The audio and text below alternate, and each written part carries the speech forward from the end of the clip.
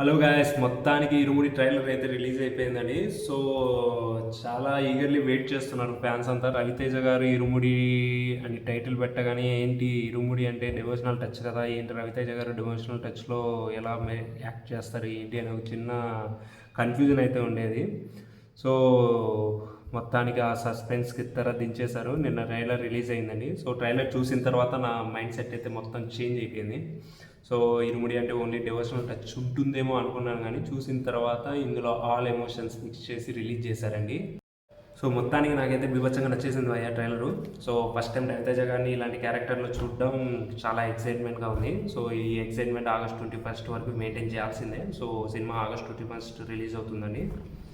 So డివోషనల్గా కూడా ఆయన ఇలాంటి క్యారెక్టర్ చేయడం ఫస్ట్ టైం అనుకుంటాను. సో అసలు ఏంటి స్టోరీ, ఏముండబోతుంది సినిమాలో అనేది మనం 21 సినిమా హాల్లో చూడాల్సిందే.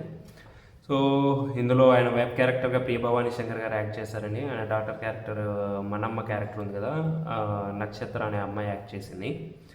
ఇందులో సాయి కుమార్ గారు కూడా ఉన్నారండి. సో చాలామంది ఆర్టిస్టులే ఉన్నారు.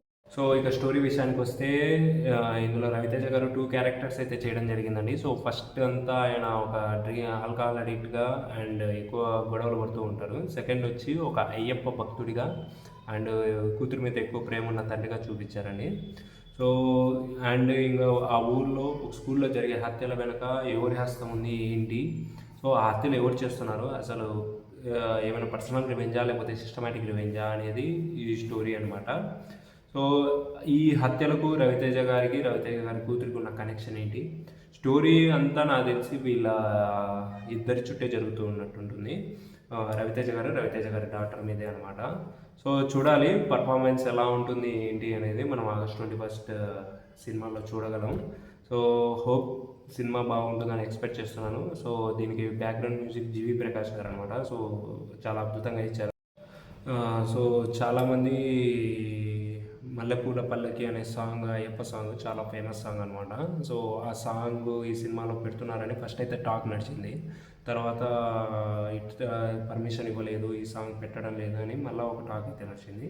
సో ట్రైలర్ చూసిన తర్వాత లాస్ట్లో ఒక 30 సెకండ్స్ ఈ పాట అయితే ఉండడం జరిగిందండి. కొంచెం మార్పులు చేర్పులు చేశారనమాట. సో రీమిక్స్ టైప్ అనమాట.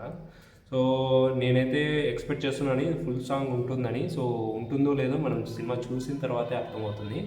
సో చూడాలి, ఆగస్ట్ 21 సినిమా రిలీజ్ అవుతుంది. సో ఎలా ఉంటుంది ఏంటి అనేది మనం ఒక ఫుల్ రివ్యూ అయితే ఇవ్వబోతాము 21 సినిమా చూసిన తర్వాత. సో థ్యాంక్ యూ గ్యాస్, ఇది నా ఒపీనియన్ ఇరుముడి ట్రైలర్ మీద. సో మీకు నచ్చిందని అనుకుంటున్నాను. Thank you for watching.